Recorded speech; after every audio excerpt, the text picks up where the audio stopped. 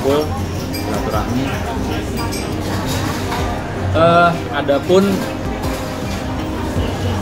amanah yang harus saya teruskan adalah tadi malam saya dihubungi sama Doktif. Saya dihubungi oleh Doktif yang kebetulan dia sampaikan bahwa dia mau berangkat umroh. Ya, Doktif mau berangkat umroh. Namun demikian dia minta tolong kepada saya untuk membantu memonitoring kasus laporan dugaan persekusi yang dilakukan oleh orang-orang atau rombongan yang sudah dilaporkan di Direktorat Kriminal Umum Polda Metro Jaya. Doktif tadi malam juga sekitar jam 11 malam menghubungi saya, berkomunikasi dengan saya.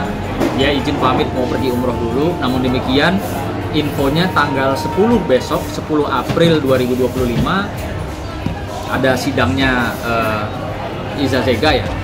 Nah, dia nanti akan mengikuti sidang tersebut secara Zoom mungkin di kota Madinah atau di Mekah disampaikan. Nah, di sana dia akan buka semua terkait dengan persoalan Iza Zega yang diduga pergi umroh. Namun demikian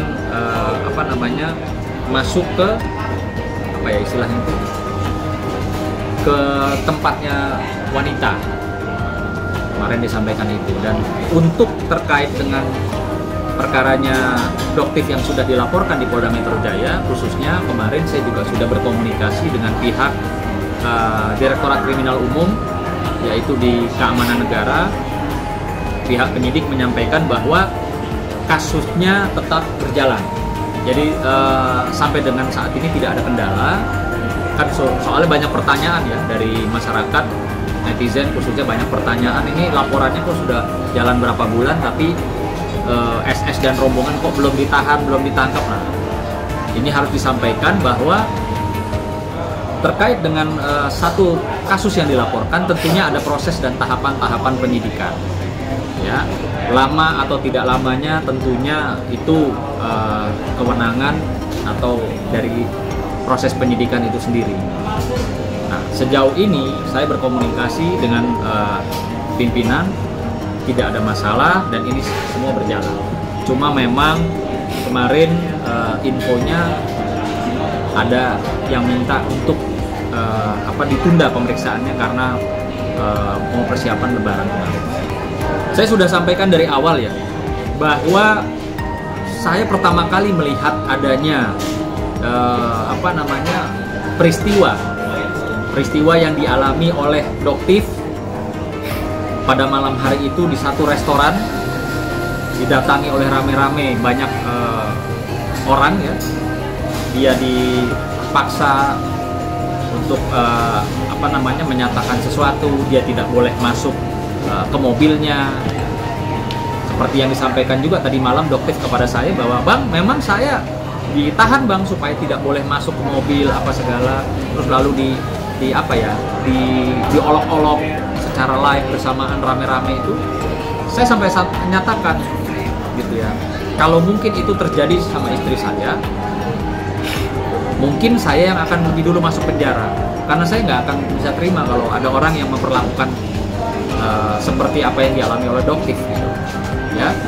Dan kebetulan dari awal kejadian, esok harinya saya berkomunikasi dengan suaminya Doktif, yang dimana beliau adalah seorang pengacara senior dan juga sahabat dan kawan baik saya.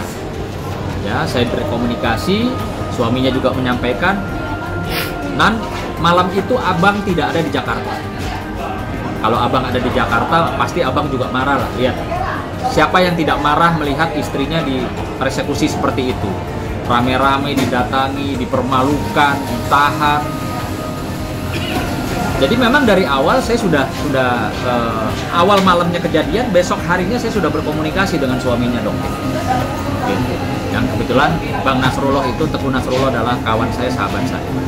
Ada caranya.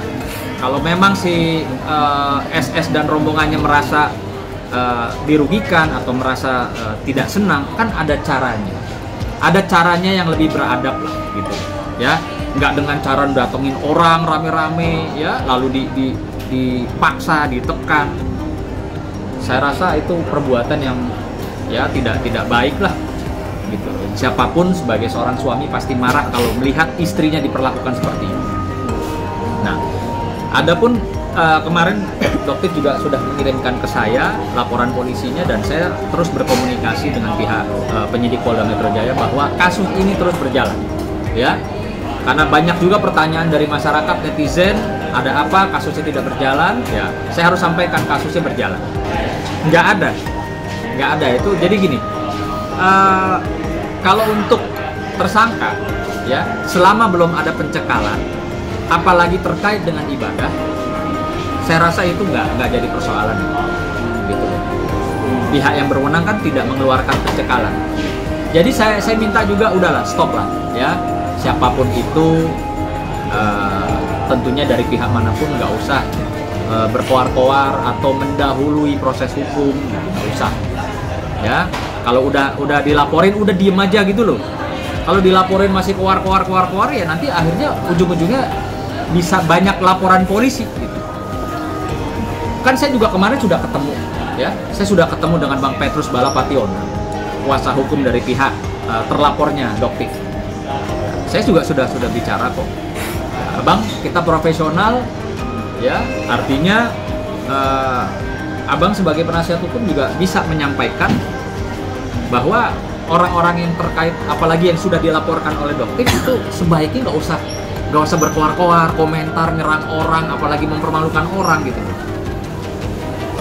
Saya nggak yakin sih kalau siapapun dia orang itu siap untuk masuk ya, untuk berhadapan dengan banyak laporan polisi. Jangan merasa karena banyak duit mungkin ya, terus jadi merasa kebal hukum bisa berbuat seenaknya. Hati-hati.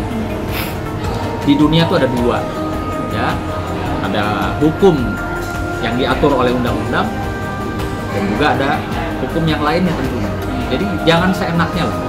Jangan berpikir Anda punya banyak uang, Anda punya kenalan mungkin jenderal apa, terus bisa berbuat seenaknya sama orang.